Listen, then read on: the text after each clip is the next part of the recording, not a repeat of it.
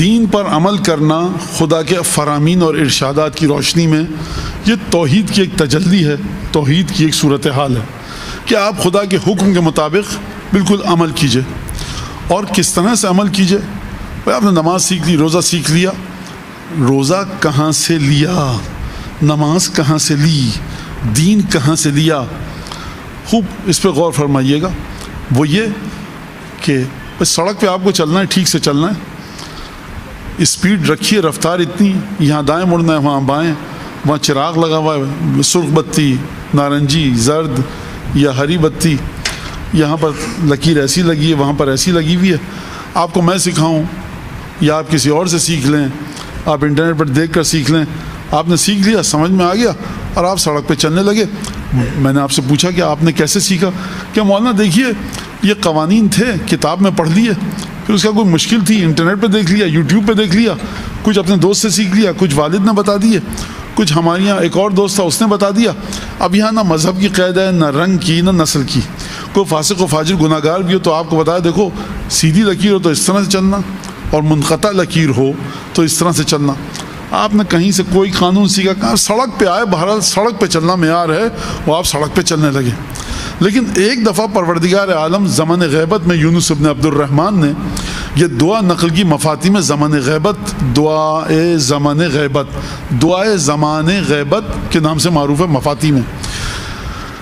وہاں پر کیا ایک جملہ ہے وہاں کا کہ جو دعا آپ سب کو یاد ہوگی، وہ دعا یہ ہے کہ اللہم عرفنی نفسک، پروردگار مجھے اپنی ذات کی پہچان کروا، فإنک ان لم تعرفنی نفسک، اگر تو نے مجھے اپنی ذات کی پہچان نہ کروائی تو لم اعرف رسولک، میں تیرے رسول کو نہیں پہچان پاؤں گا۔ لہٰذا جو رسول خدا کی ذات میں اعتراضات کو ڈھونڈے، جو رسول خدا کو درس دینے کی کوشش کرے، جو رسول خدا کو سکھائے کہ تقوی کیا ہے، پاکیزگی کیا ہے، تو یہ نہ کہیے کہ اس کی رسالت خراب ہے، یہ کہیے کہ اس کی توحید برباد ہے، کیونکہ پروردگار عالم نے اس دعا میں ہم کو حکم دیا، امام معصوم نے، اللہم عرفنی نفسک، پروردگار اپنی ذات کی پہچان کروا، کیونکہ اگر تو نے اپنی ذات کی پہچان نہ کروائی تو میں تیرے رسول کو نہیں پہچان پاؤں گا۔ اگر تو نے ٹھیک طرح سے، مناسب طرح سے اپنے رسول کی پہچان مجھے کروا دی تو تب میں تیرے اپنی ذات کی پہچان تو نے مجھے کروا دی تو تب جا کر میں کہیں تیرے رسول کو پہچان پاؤں گا۔ تو توحید سے سلسلہ چلا، رکا رسالت تک۔ اب آگے بڑھیے، اللہم عرفنی رسولک، پروردگار مجھے اپنے رسول کی پہچان کروا، فإنک ان لم تعرفنی رسولک، اگر تو نے مجھے اپنے رسول کی پہچان نہ کروائی، لم اعرف حجتک، تو میں تیری حجت کو نہیں پہچان پاؤں گا، اپنے زمانے کے امام کو نہیں پہچان پاؤں گا۔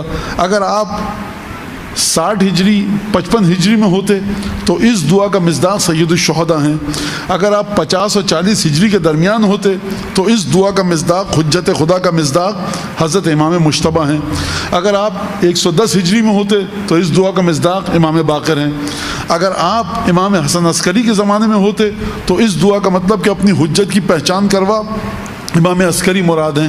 اور آج کے دور میں جب آپ یہ کہہ رہے ہیں کہ اللہم عرفنی حجتک، پروردگار اپنی ذات کی پہچان کروا تاکہ رسول کو پہچان سکوں، پروردگار رسول کی پہچان کروا تاکہ زمانے کے امام کو پہچان سکوں، تو آج کے دور میں زمانے کے امام کا اشارہ جب آپ کرتے ہیں تو کس طرف ہوتا ہے؟ ذات طیب و طاہر و اطہر حضرت حجت ابن الحسن العسکری صاحب العصر والزمان۔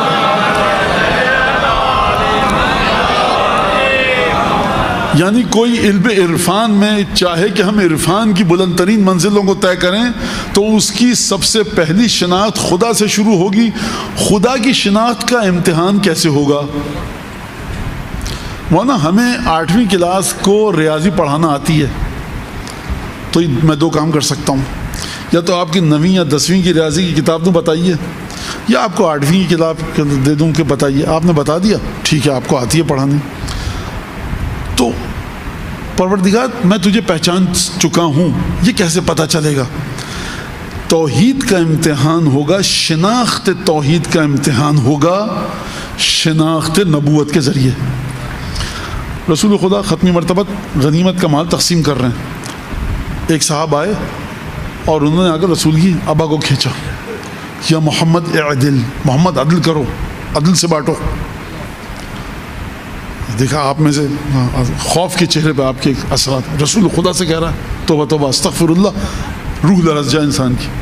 نبی کریم نے ایک دفعہ نظر انداز کیا, 2 دفعہ, تیسری دفعہ جب اس نے یا محمد عدل, محمد عدل کرو, اور آبا کھینچی, تو ختمی نبوت نے, ختمی مرتبت نے فرمایا, جو الفاظ مختلف ہیں, جو لفظ میں آپ کے سامنے بتا رہا ہوں, فرمایا وائے ہو تجھ پر, ان لم یکن العدل عندی فعند من یکن, اگر عدل میرے پاس نہیں ہوگا تو کس کے پاس ہوگا. یہ جو تو, اب میرے جملے ہیں, یہ جو تو مجھ سے کہہ رہا ہے عدل کرو, تو یہ عدل تجھے سکھایا کس نے؟ نہیں مولانا صاحب, آپ نے ہمیں نماز تو سکھائی تھی, لیکن آپ کی نماز اب خراب ہو گئی ہے, ہماری نماز آپ سے اچھی ہے, میرے اور آپ کے بارے میں کہا جا سکتا ہے.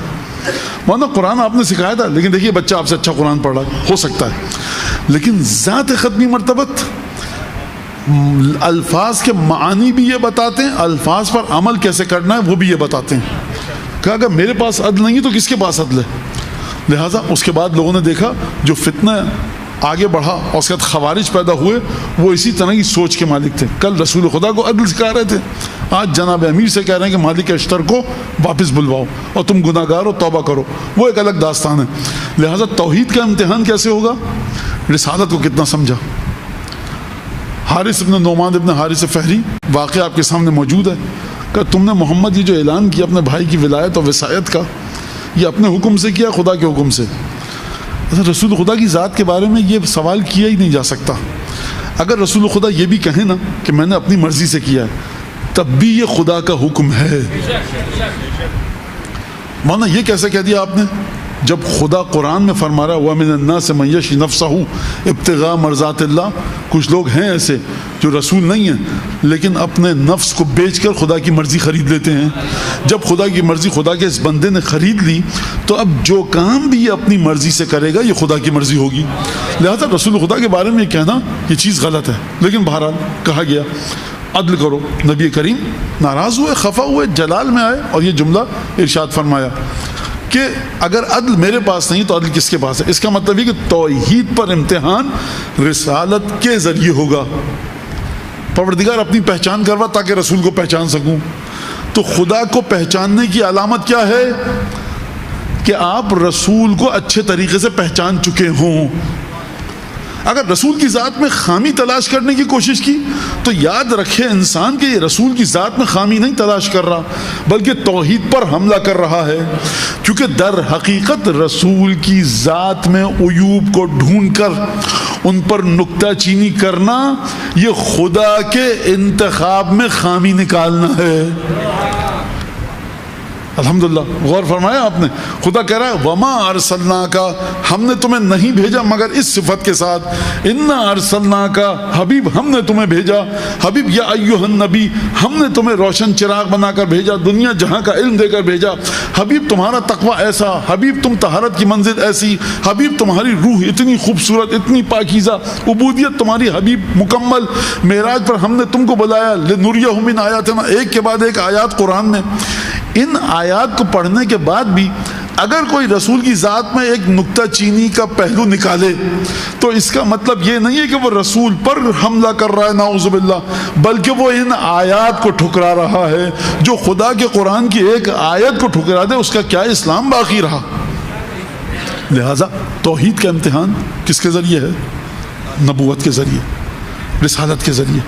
اللہم عرفنی رسولک, پروردگار اپنے رسول کو مجھے پہچانوا. کیونکہ اگر تو نے رسول کو نہیں پہچانوایا لم اعرف حجتک, میں تیری حجت کو نہیں پہچان سکوں گا. رسالت کا امتحان کیسے ہوگا؟ حجت خدا کے ذریعے. تو اب آپ کی سمجھ میں آیا ختمی مرتبت نے کیا فرمایا. ایک شخص لا الہ الا اللہ پڑھ چکا ہے, محمد الرسول اللہ پڑھ چکا ہے. خدا کی توحید کا امتحان رسالت کے لیے لیا گیا, محمد الرسول اللہ پڑھ لیا. محمد الرسول اللہ کا امتحان کیسے دیا جائے گا؟ فرمایا ختمی مرتبت نے یا علی لا یحبک الا مؤمن ولا یبغضک الا منافق. یا علی یہ دیکھیے میرے کلمے کی بات مت کرنا, اب دیکھو کہ علی ابن ابی طالب سے کون محبت کر رہا ہے؟ جو علی سے محبت کرے رسالت کے امتحان کی تجلی نظر آئے گی ذات علی ابن ابی طالب میں. لہذا جو امیر المومنین سے محبت کرے گا وہ رسول خدا پر ایمان لے آیا.